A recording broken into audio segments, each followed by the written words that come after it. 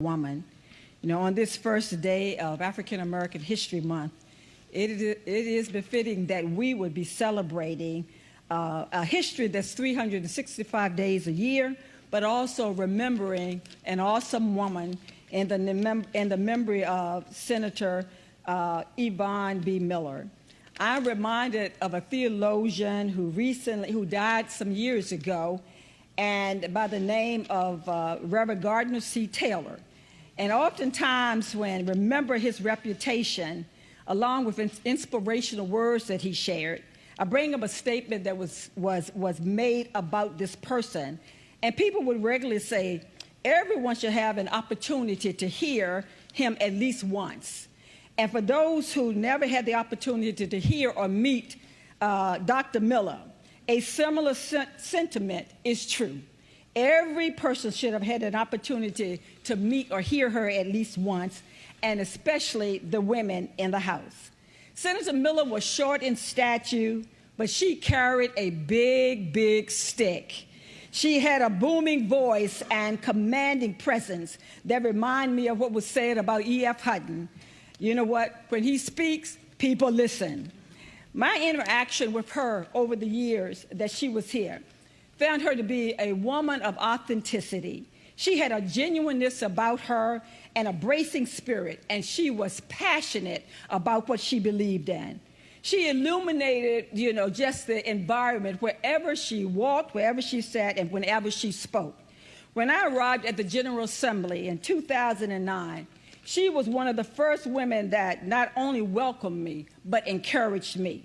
Senator Miller encouraged me to change lives, that's why I'm here, and to bring about transformation in the communities that I served. She encouraged me not to serve as a politician, but to serve as a public servant. And she encouraged me in many, many other ways. So on this first day of February, we recognize the contribution of African American to this great Commonwealth and this country. It is only, again, befitting to acknowledge the contribution of Senator Miller. Even after 40 years, her light continues to shine, and her footprints are still guiding the steps of others around the capital of this Commonwealth. Finally, I think about how many glass ceilings have been shattered by those who are unrecognized and unknown women over the century. But I am grateful we can appreciate and honor one who shattered a glass ceiling before we realized there was a ceiling to be shattered. Congratulations on the 40th anniversary of the election of none other than Senator Yvonne B. Miller. And now I turn it over to our leader.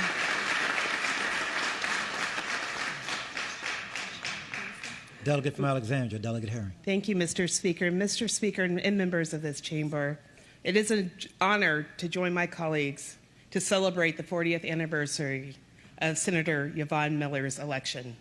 Senator Miller was the first Black woman elected to this House chamber.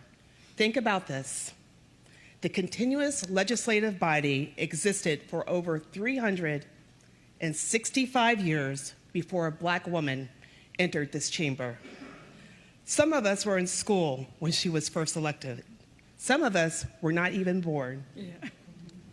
This means that many of our formative years were spent not being able to see someone who looks like us serving an elected office in our state legislature. Think what that means for a little Black girl who comes with her class and sits up in the gallery and sees the legislature, but looks down and sees no one that looks like her. Yvonne Miller's presence changed all that. Now we have a record number of women, Black women, that are elected to the General Assembly. Why is that important? It is important because the more diverse our chambers are, the better our democracy is. We need diversity of race, geography, backgrounds, and experiences. It makes us stronger as a democracy and as a collective. The biggest lesson that Senator Miller told me is don't expect to be mentored. Mentor yourself. You do that by listening, not by talking.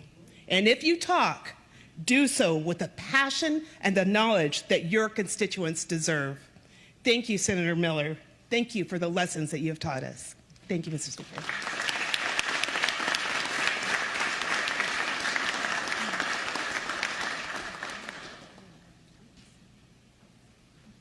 Delegate from Norfolk, Delegate Glass. Thank you, Mr. Speaker. Senator Miller was and is the crown jewel of the city of Norfolk. There is not a policymaker, a community member that doesn't do work in her shadow. She wanted women to win, and she wanted children to thrive. I have never met this woman, but I felt her presence in every door I knock, every person I talk to, that reminds us that she is the staple. She is the benchmark of what they expect in service. Something that was missed is that Senator Miller wasn't even from Norfolk. She wasn't even from Virginia, just like half of the folks in this body. But I believe she led with the idea that it doesn't matter whether you're a come here, a from here, or a passing through here. You deserve to feel safe. You deserve to be supported, and you deserve to be empowered to improve your quality of life. And for that, I think we are all eternally grateful for Senator Yvonne Miller.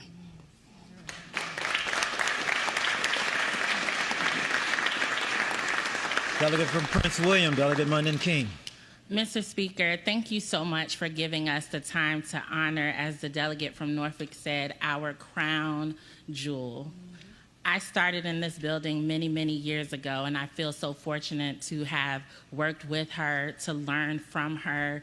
Whatever I've been able to do, it's been because she and others have taught me to do so, how to be fearless, because she was fearless, how to stand on your own, because she stood on her own on many issues that have now become a staple for us. Senator Miller determined that returning citizens should have the right to vote over 40+ years ago. Senator Miller believed we should have the best public education in the country because education took her from a poor family to a PhD. And you can see here we are joined by mayors. We are joined by community leaders. We are, most importantly, joined by her family. And I want to say to her family, to her siblings, to her nephews, thank you for sharing her with us. Thank you for giving us the opportunity to learn and grow and to honor her, because Virginia is a place of great history. You can look around this room, you can look around this building, and so many stories are being told. But in this moment, Mr. Speaker, you've given us the opportunity to tell a story that hasn't been shouted from the rooftops enough. The story of a young woman who pulled herself, her family, her community, Norfolk State University, Virginia State University, the city of Norfolk, Virginia, our Commonwealth. She made us all greater. And so we are so honored to be able to honor her. And I thank you, Mr. Speaker, and I thank my colleagues for this resolution honoring the 40th anniversary of the incomparable, Honorable Yvonne B. Miller. Thank you, Mr. Speaker.